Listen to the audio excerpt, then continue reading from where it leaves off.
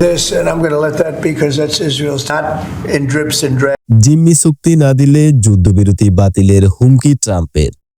গাজায় হামাস ও ইসরায়েলের যুদ্ধবিরতি চুক্তি ভঙ্গের হুমকি দিয়েছে মার্কিন প্রেসিডেন্ট ডোনাল্ড ট্রাম্প। স্থানীয় সময় সোমবার তিনি জানান, Not 2 and 1 and 3 and 4 and 2. শনিবার দুপুরের মধ্যে হামাস যদি সব ইসরায়েলি জিম্মি মুক্তি না করে দেয় তবে তিনি চুক্তি ভঙ্গ করবেন। 19 জানুয়ারি থেকে কার্যকর হওয়া এই যুদ্ধবিরতি চুক্তির আওতায় এর আগে 5 দফায় বন্দি বিনিময় হয়েছে।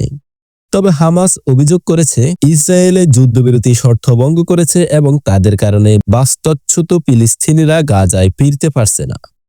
ফলে তারা পরবর্তী নোটিশ না দেওয়া পর্যন্ত জিম্মি মুক্তি স্থগিত রেখেছেন।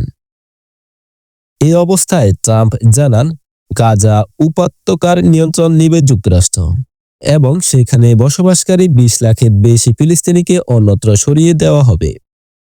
তার এই প্রস্তাব আন্তর্জাতিক মহলে তীব্র প্রতিক্রিয়া সৃষ্টি করেছে। জাতিসংঘ সহ বিভিন্ন বিশ্লেষক এটিকে আন্তর্জাতিক আইনের লঙ্ঘন বলে মন্তব্য করেছেন।